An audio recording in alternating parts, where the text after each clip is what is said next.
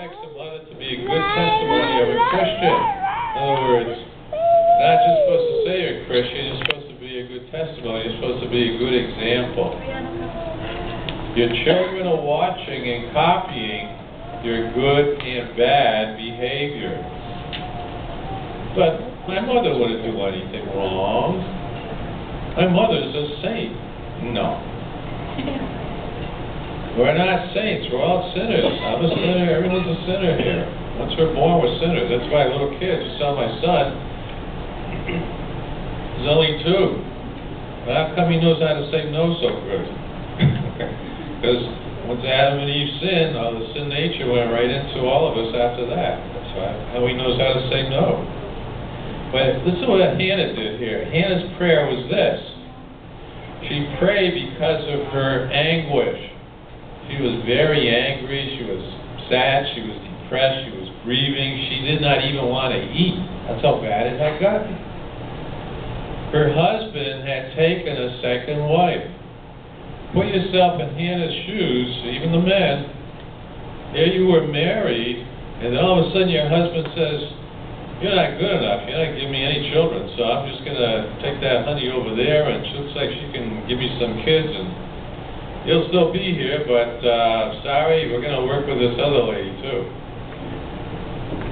So the other lady, Peninnah, was able to have children. But on top of that, poor Hannah, she had to bear that, the insult of being second fill to Peninnah, the second wife. But Peninnah was tormenting Hannah because she could not give birth. So she's getting the double whammy here. First she gets insulted, she gets replaced by Hannah, for not giving birth. And then on top of that, the new wife is insulting her because she couldn't give birth. That would make anybody angry. But God answered Hannah's prayers. Hannah didn't ask merely to satisfy her own whims. She went to God addressing him as Lord of the army of heaven. Must be a huge army. And asked him to fight her battle. She didn't ask that God fight for her by harming her enemies. She could have asked for that, but she did not do that. And she didn't ask just to satisfy her own selfish desires to be as good as Peninnah, in other words, the second wife. No, Hannah asked God to fight for her by giving her a child. And said, "Hannah, if you do this, I will give that child right back to you. Oh God, I'll do this. I promise."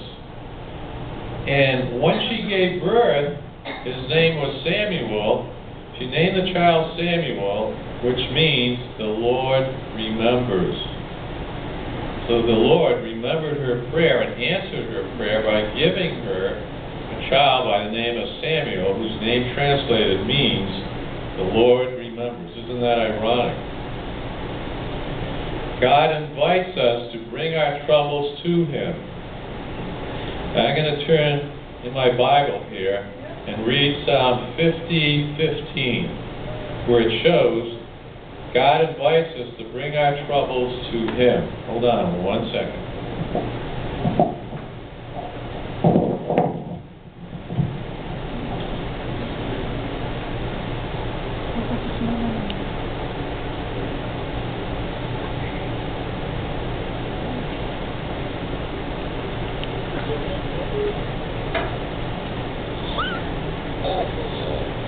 All right, here it is. We're in Psalm 50:15.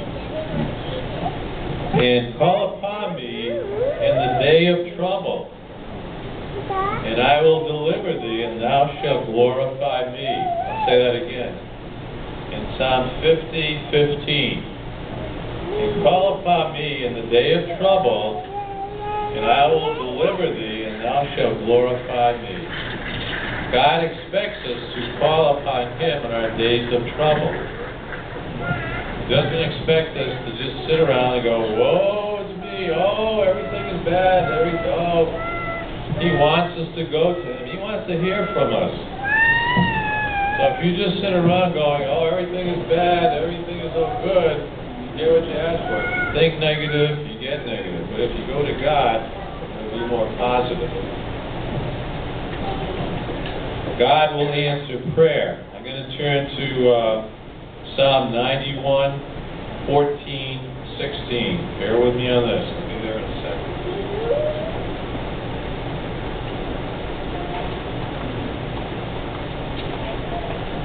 And it says right here, it says, because he hath set his love upon me, therefore will I deliver him. Therefore I will set him on high, because he hath known my name. He shall call upon me, and I will answer him, and I will be with him in trouble. I will deliver him and honor him. With long life will I satisfy him and shew him my salvation. Again, God is saying, if you call upon him, I will answer him, and I will be with him in trouble. If you don't call God when you're in trouble, how's he going to help you? He wants you to call upon him when you are hurting. If he doesn't hear from you, then he's going to say, well, they really aren't hurting that bad. So he wants to hear from you. It's like you're making a cell phone call or a telephone call to God. He's always there 24 hours a day. All right? You can call up God anytime. I believe it's 1-800-CALL-GOD. Something to that effect. But